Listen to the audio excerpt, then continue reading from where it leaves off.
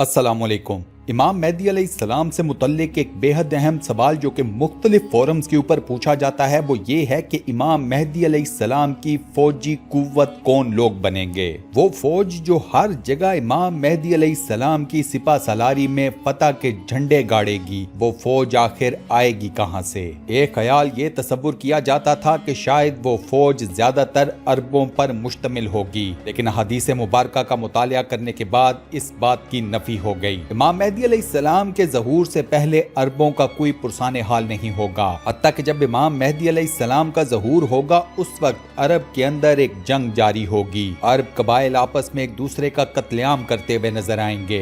अब जाहिर सी बात है कि वो लोग जो एक कबीले के अंडर इकट्ठे नहीं हो रहे, जो आपस में मुख्तलिफ कबीले बनाकर एक दूसरे का कत्लेआम कर रहे होंगे, ये कैसे मुमकिन होगा कि वो एक शख्स के नीचे जो खुद भी अपनी जात में अरब होगा उसके झंडे तले एक साथ सारे जमा हो जाएं। हदीस मुबारका तो ये भी बताती हैं कि अरबों की इसी जंगो जदल की वजह से इमाम मेहदी परेशान होकर मदीना मुनव्वरा से हिजरत करके मक्का मुकरमा आ जाएंगे। लिहाजा ये तमाम हदीसें इस बात को मुकम्मल तौर पर रद्द कर देती हैं कि इमाम मेहदी अलैहिस्सलाम की फौज का एक बहुत बड़ा हिस्सा अरबों पर मुश्तमिल होगा। अब फिर वही सवाल खड़ा होता है कि फिर इमाम मेहदी अलैहिस्सलाम की हुकूमत को कौन लोग कायम करेंगे। दोस्तों, इमाम मेहदी अलैहिस्सलाम की फौजी कुव्वत, वो लोग जो इमाम मेहदी अलैहिस्सलाम की हुकूमत को कायम करेंगे, उस इस्लामी हुकूमत के मेंबर बनेंगे, उस फौज का उन लोगों का ताल्लुक मवाली से होगा।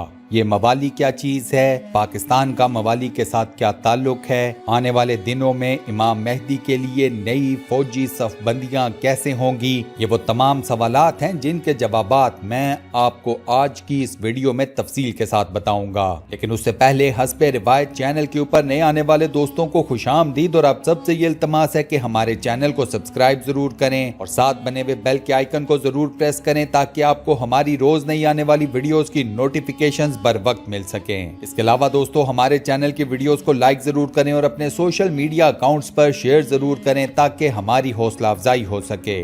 सुनन इब्ने माजा में हजरत अबू हुरैरा रज़ी अल्लाह तआला अन्हु से रिवायत है कि रिसालत माब सल्लल्लाहु अलैहि वआलिहि वसल्लम ने फरमाया, जब मलाहिम का दौर शुरू होगा तो अल्लाह रब्बुल इज्जत उठाएगा एक लश्कर को मवाली में से। ये लश्कर लश्करों का लश्कर होगा। दोस्तों, यहाँ मवाली से मुराद मुख्तलिफ अक़वाम हैं। खिलाफत राशिदा के दौर में जब मुसलमानों की फुतूहात ने अरब से निकल कर अजम में अपने डेरे जमाने शुरू किए तो मुख्तलिफ अक़वाम मुसलमानों के झंडे तले आती चली गईं। अजम के कई इलाके मुसलमान हुए, कई लोगों ने इस्लाम कबूल किया, कई कौमों ने इस्लाम कबूल किया। अब जब इतने बड़े रकबे के ऊपर मुसलमानों का कब्जा हुआ तो एक राय सईदना उमर इब्न खत्ताब रज़ी अल्लाह तआला अन्हु को ये दी गई कि अरब से बाहर अजम की जितनी भी कौमों को मुसलमानों ने जिहाद फी सबीलिल्लाह के तहत फतह किया है, इन तमाम कौमों को गुलाम बना लिया जाए। हजरत उमर बिन खत्ताब रज़ी अल्लाह तआला अन्हु ने इस तजवीज के बरक्स अपना एक जाती इज्तिहाद किया।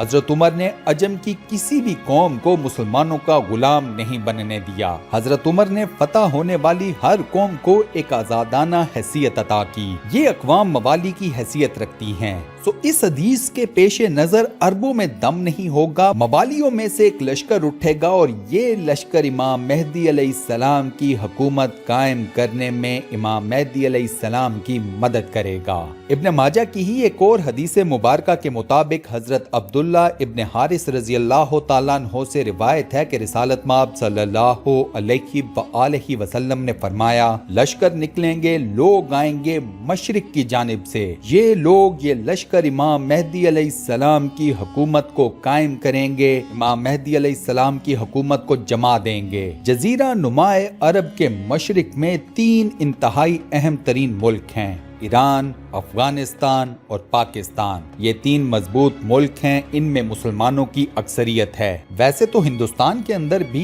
तकरीबन 20-22 करोड़ के करीब मुसलमान आबाद हैं, लेकिन ये 20-22 करोड़ मुसलमान 80 से 90 करोड़ हिंदुओं के बीच में तहलील हो जाते हैं। यहाँ बात हो रही है गालिब अक्सरियत की बतौर एक मुल्क की आबादी के। ईरान के मौजूदा हालात आपके सामने हैं। इसके अलावा हदीस मुबारका हमें ये भी बताती है कि اصفہان جو کہ ایران کے اندر ایک شہر ہے، اس جگہ یہودیوں کی آباد کاری ہے اور اصفہان کے 70,000 یہودی دجال کا ساتھ دیں گے۔ تو فی الحال ایران کے معاملے کو ہم ایک طرف رکھتے ہیں۔ افغانستان کی بات کی جائے تو افغانستان میں ایک صوبہ ہے خراسان کا۔ خراسان کا لفظ احادیث مبارکہ میں استعمال کیا گیا ہے۔ مسند احمد اور جامع ترمذی کی ایک روایت کے مطابق سیدنا ابو ہریرہ رضی اللہ تعالیٰ عنہ سے روایت ہے کہ رسالت مآب صلی اللہ علیہ وآلہ وسلم نے فرمایا، جب کالے جھنڈے مشرق سے نکلیں گے تو کوئی چیز ان کو نہیں روک سکے گی، حتیٰ کہ یہ جھنڈے ایلیا میں جا کر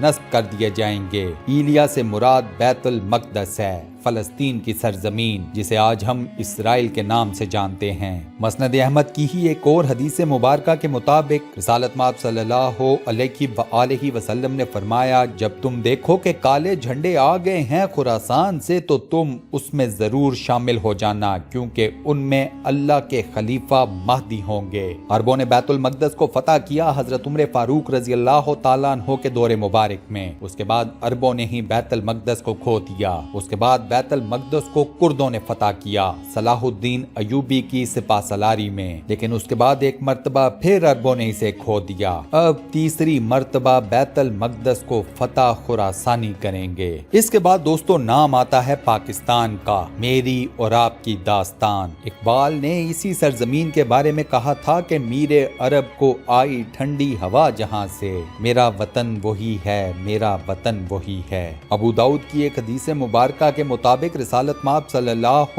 علیہ وآلہ وسلم نے فرمایا کہ ہندوستان کی طرف سے مجھے ٹھنڈی ہوا آتی ہے۔ ہندوستان کی سرزمین اگر مسلمانوں کے پوائنٹ آف ویو سے دیکھا جائے تو ایک انتہائی انقلابی قسم کی سرزمین ہے۔ یہاں شیخ مجدد الافسانی جیسے بہادر لوگ اپنے وقت کے بادشاہ کے سامنے کھڑے ہو گئے۔ شیخ مجدد الافسانی کا تو پورا ایک تجدیدی کارنامہ ہے جس کے بارے میں ہم مسلمان بے حد کم جانتے ہیں۔ خلافت عثمانیہ کے حق میں جو تحریک خلافت چلی وہ صرف پاکستان ہندوستان کی سرزمین پر چلی۔ دنیا میں کہیں بھی آزادی کی تحریک چلی تو صرف قومیت کی بنیاد پر چلی، نیشنلزم کی بنیاد پر، عرب نیشنلزم، ترک نیشنلزم، لیکن ہندوستان کی سرزمین پر جو آزادی کی تحریک چلی وہ صرف اور صرف اسلام کے نام پر چلی۔ پاکستان کا مطلب کیا؟ لا الہ الا اللہ۔ پھر پاکستان قائم ہوا ایک معجزے کے طور پر لیلۃ القدر کی مبارک رات میں۔ ڈاکٹر اسرار احمد مرحوم فرمایا کرتے تھے کہ پاکستان بنا نہیں ہے، پاکستان لیلۃ القدر کی مبارک رات میں نازل کیا گیا ہے۔ آزادی کے بعد اتنے برسوں تک اس مسلمان ملک کا قائم رہنا بھی اپنی ذات میں ایک معجزہ ہے۔ ہندو بنیاں کانگریس یہ سمجھتی تھی کہ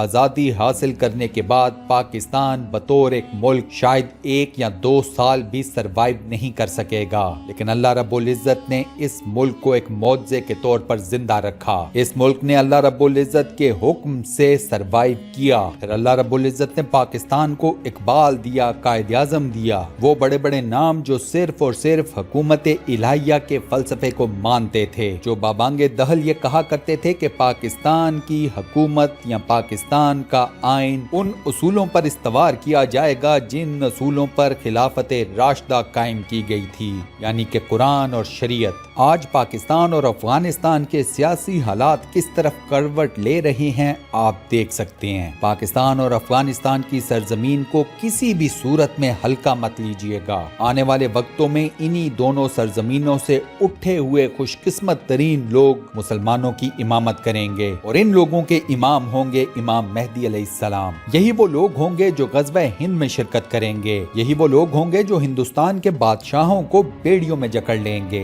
ایک انتہائی اہم بات نوٹ کر لیجئے، صحیح مسلم کی حدیث مبارکہ ہے کہ رسالت مآب صلی اللہ علیہ وآلہ وسلم نے فرمایا، اللہ کی قسم عیسیٰ ابن مریم ضرور بضرور نازل ہوں گے، عدل کرنے والے حاکم ہوں گے، آپ صلیب کو توڑ دیں گے، خنزیر کو قتل کریں گے، جزیہ ختم کر دیں گے، دولت اتنی عام ہوگی کہ لوگ اونٹنی کو چھوڑ دیں لیں گے اس پر کوئی سوار نہ ہوگا، لوگوں کے درمیان دشمنی، بغض، حسد ختم ہو جائے گا، لوگوں کو مال کی طرف بلایا جائے گا لیکن کوئی قبول نہ کرنے والا ہوگا۔ اب اسی روایت کے ساتھ صحیح مسلم کی ایک اور روایت کو بھی اٹیچ کر لیں کہ رسالت مآب صلی اللہ علیہ وآلہ وسلم نے فرمایا، تمہارا اس وقت کیا حال ہوگا جب عیسیٰ ابن مریم نازل ہوں گے اور تمہارا امام تم میں سے ہوگا۔ یہ بات یاد رکھیے گا کہ حدیث کے اوپر ایک اصول یہ اپنایا گیا ہے کہ حدیث کو مختلف زمانوں میں ان زمانوں کے حالات و واقعات کے حساب سے ایکسپلین کیا جاتا رہا ہے۔ مثال کے طور پر ایک حدیث مبارکہ میں رسالت مآب صلی اللہ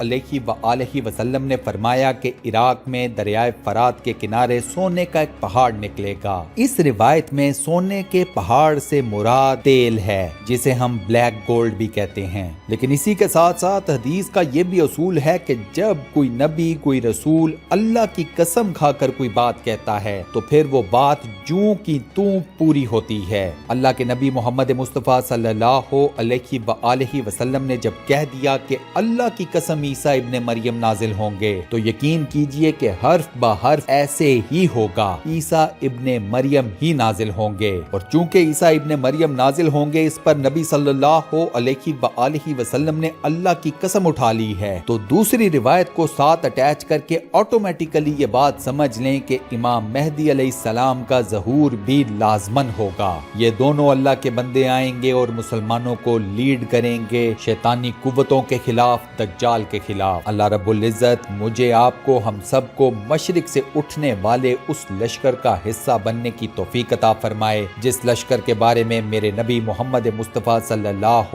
علیہ وآلہ وسلم کی کئی احادیث مبارکہ ہیں، کئی بشارتیں ہیں۔ آمین۔ دوستو کمنٹ سیکشن میں آمین ضرور لکھیں، اس دعائے خیر کا حصہ ضرور بنیں اور صدقہ جاریہ کمائیں۔ اس ویڈیو کو لائک ضرور کیجئے گا اور اپنے فیس بک، واٹس ایپ، ٹویٹر، انسٹاگرام اور دیگر سوشل میڈیا اکاؤنٹس پر شیئر کرنا مت بھولیے گا۔ جزاک اللہ۔ انشاءاللہ اگلی ویڈیو میں آپ دوستوں سے ایک بار پھر ملاقات ہوگی، تب تک کے لیے اللہ حافظ۔